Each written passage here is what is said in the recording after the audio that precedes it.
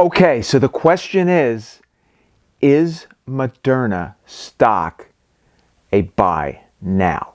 After everything that's gone on, after all the sell-offs, after all the market volatility, is it still a buy now? And on this video, not only am I going to delve into that very important question, but I'm also going to talk about some very interesting revelations I come to at the end of this video with respect to valuation. So you want to be sure and watch the entire video for that dramatic conclusion. Okay, so if you've been watching the market, and in particular you've been watching Moderna, or if you already own Moderna, you're well aware that it has gone through an incredible period of sell-off since it hit a high last year of around $500 a share. Now, going back to March 30th of 2021, I made an incredible recommendation where I recommended the stock. Originally, I did a very long video, a very thorough analysis and review of the stock back in those days where I recommended it at 124. After I recommended it at 124, it went up and down, but then it shot up to $500 a share, almost $500 a share. And since then, it's been on a wild ride down. The last time I recommended going back in again, it shot up precipitously and it came down again. And now here's where we are now. You know, we're not quite where I recommended it, but we're at like 150, 159 last time I checked on Friday. Now let's take a look at this stock. We're going to look at the various components of it that I normally look at. We're going to look at the technical analysis. We're going to look at the valuation measures, and we're going to look at the pipeline. And then I'm going to explain my view and give my thesis as to why I think this could be one of the cheapest growth stocks in the market today. Let's go over to the pipeline because I think this pipeline really tells the story. We like to look at the numbers. We like to look at technicals. But this pipeline really tells the story and shows that Moderna is much more than just a COVID stock. Now, this has changed dramatically. If you go look at the first video that I did where I go over the pipeline, this has changed dramatically. They have much more going on here, even from when I did it less than a year ago. Look at all these. They got 1, 2, 3, 4, 5, 6, 7, 8, 7 COVID vaccines. This main one, of course, is already in commercialization. These others are in various stages of phase 2, almost phase 3 development. These are for all different types. Here's the Delta variant, the Beta variant, the Beta Delta, the Omicron, which we've heard so much about recently. They've just really trunged it out, and they're doing all kinds of subcategories of this main COVID-19 vaccination. But let's look at some of the stuff that isn't COVID related. Okay, the one that is going to be coming to commercialization probably the soonest that's not COVID related is this flu vaccine. This flu vaccine is in phase 2 trials right now, and this is very promising. The other thing that they're working on, that they're very far along on, is the CMV, cytomeglia virus. I believe, correct me if I'm wrong, but I think they will be the only company with a vaccine for that, and that's very exciting. Down here they have the Zika vaccine, which is also in phase 2, but this CMV is very far along, and I believe the flu vaccine is very far along, and also very exciting, and it's also in phase 2 trials. They're working on a combination flu and COVID vaccine. So you take one vaccine a year, and you get covered for both, and that is in phase 2 trials also. So they have a very rich pipeline here, and the one, of course, that I am very excited about, which is in phase 2 trials now, is the personalized cancer vaccine. I've done entire videos on this. One was called Moderna Secret Weapon. I'll put that maybe up here and maybe at the end of this video so you can take a look at it. If not, you can take a look at the playlist, the Moderna playlist, which I have on my channel, and you can see how exciting and how unbelievable this personalized cancer vaccine could be, not only to the company, but to humanity. Just looking really quickly at what the analysts are saying, you can see that the average price target over here is 283 and change. The high is 500, the low is 85. The interesting thing to notice here is, I always find it interesting to follow analyst sentiment. And you can see that when the analyst sentiment is generally the lowest, that's usually, ironically, the best time to buy.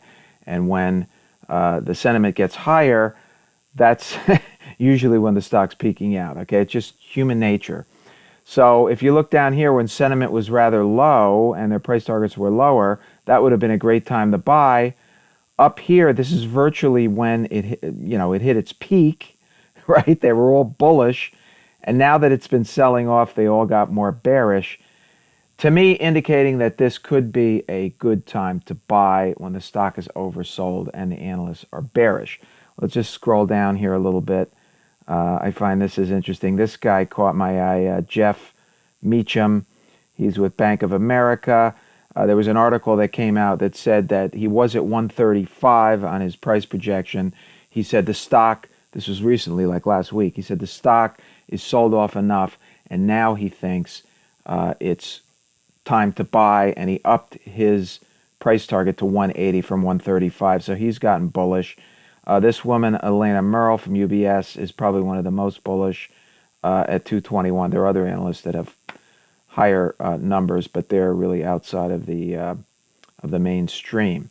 So, someone that I worked for on Wall Street many, many years ago told me if analysts knew what they were doing, they would be running hedge funds.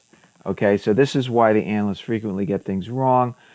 They're well-meaning. In many cases, they're intelligent people, but they frequently get the stock predictions completely wrong.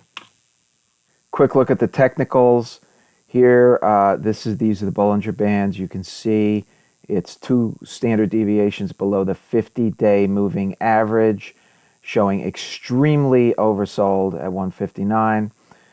You can see also down here the slow stochastics equally sold off in the oversold position, and the confirmatory measures, the RSI, the momentum, and the money flow index are all showing oversold.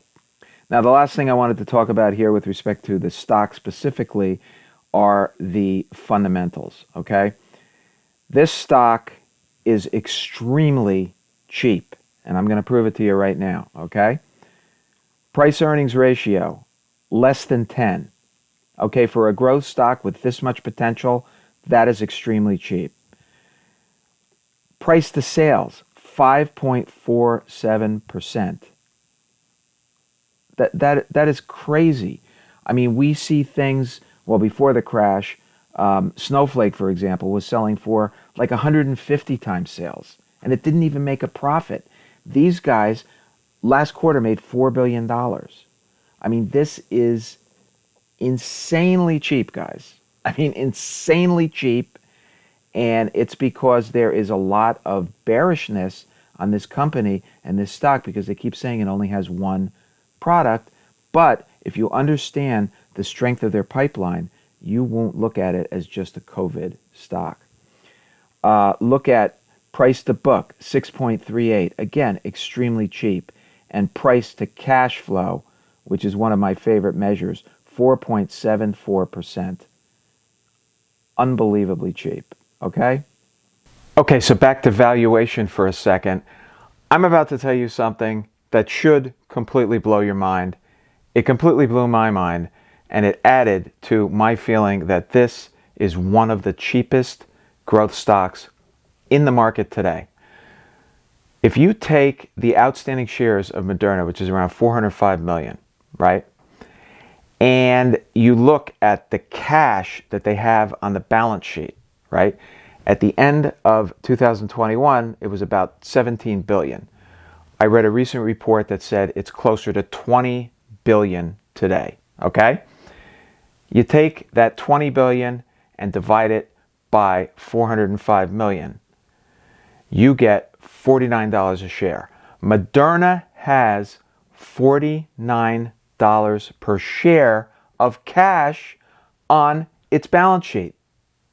So what that means is, if you subtract that from the current market price, that means you are paying $109 a share for Moderna's pipeline, including the COVID vaccines, all of their intellectual capital, including all of their patents, and everything that they have in development from here on in, going out forever for $109 a share. Okay? And when you're paying $159 a share, $49 of that is cash on the balance sheet. I've been doing this for a long time, okay? And I'm telling you, that's insane. All right? This is one of the cheapest growth stocks in the market today, by any measure. Okay? That's what I want to leave you with. Thank you for watching. If you got value out of this, please subscribe, like, and hit the bell. I'd love you to be on board so you can see more content like this.